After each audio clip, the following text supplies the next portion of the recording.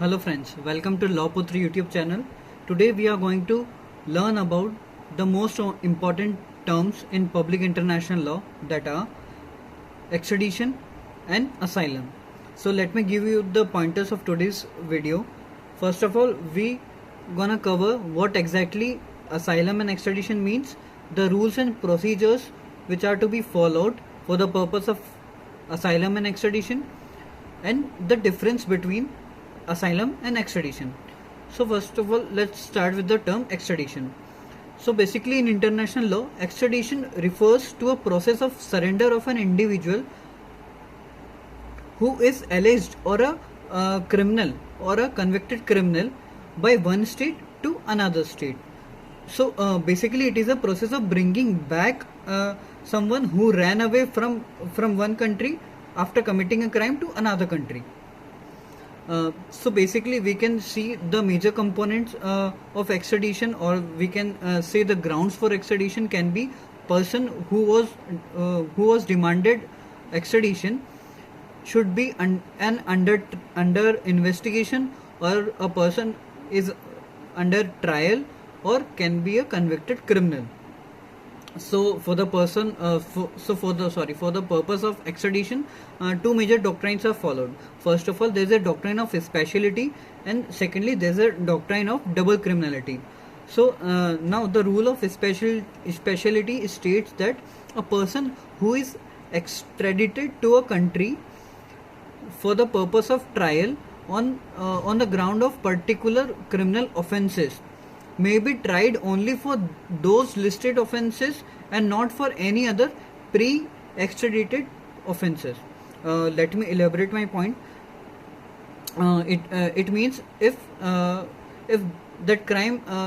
particular crime has to be specified in the application request which was made by a requesting state to another state for the extradition of an individual, like a request made by a country A to country B for the purpose of individual XYZ, that XYZ committed theft on the territory of country A.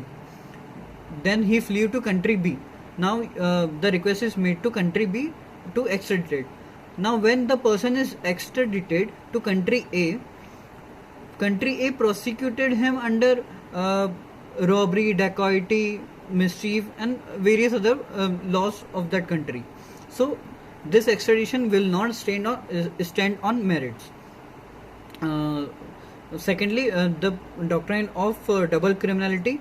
This principle states that the act of that individual should be a criminal offense in both the countries. Then only that person can be extradited or surrendered to that country. Like quoting an example, like there are two countries, country A and country B. Now a person committed a murder in country A, flee to country B. Now in country B, the definition of murder or say culpable homicide is totally different from country A. Now country B is not under any obligation to extradite or surrender that person to country A. This is a simple rule of double criminality. Like we can also take the example of marijuana. Various countries restricted the use of marijuana, but some other countries legalized the use of marijuana. Then the position of India, we follow a particular act, that is Indian Extradition Act 1962. This act was got amended in 1993. Also there are specific provisions in CRPC as well, particularly section 41 subclause 1 and also section 188. These two sections talk about the fugitive criminals. Now moving forward with the topic of asylum, basically the definition of asylum is giving protection to an individual by a country from that individual country. The person who is belonging to a particular country, the protection is given by another country to that individual. Let me elaborate. Like for example, there are two countries, country A and B. Now a person XYZ in country A feels like feel that he has been persecuted. Now that XYZ person flee to country B. Now country B provides him shelter and protection. Now this whole process is known as asylum. Now mind my words. Sorry, mind my words. That when a person, until and unless he enters into the boundary of B, will be called an asylum seeker. But when he enters into the country B, he will be called as a refugee. As simple as that. Now, the right of asylum is only a right to seek and not a right to receive, like any nation, under Article 14 of UDHR. Article 14 of UDHR states that it is a right to seek. Individual can seek asylum from any country, but that country is not under any obligation that he should provide asylum to that individual. Now, for the purpose of classification, and there are two types of asylum. First is territorial and second is extraterritorial. Now, territorial asylum is that when a state provides asylum in its own territory, as simple as that.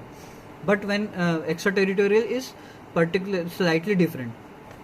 In extraterritorial asylum, states provide asylum to an individual outside its own territory.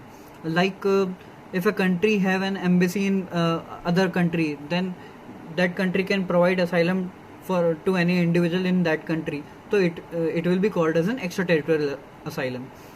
This asylum can be given in embassy office, on warships, and even in the international institutions. But this asylum will only be given if there is an imminent danger. Now, the last part of our video is the difference between the asylum and extradition.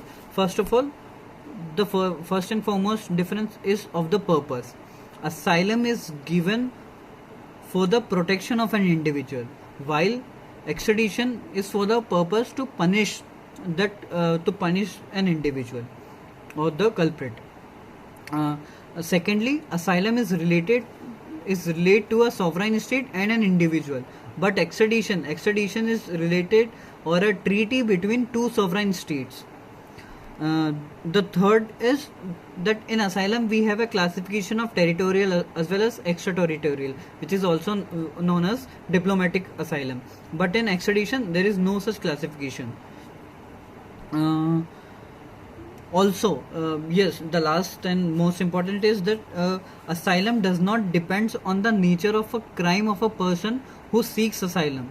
But in extradition, if the crime is of political in nature, then the extradition is not possible. Then the state is not under any obligation to surrender or extradite that person to other country. So I hope you'll like the lecture. So please like, share and subscribe the channel. And you have any query, you can mention it in the comment box. Thank you so much.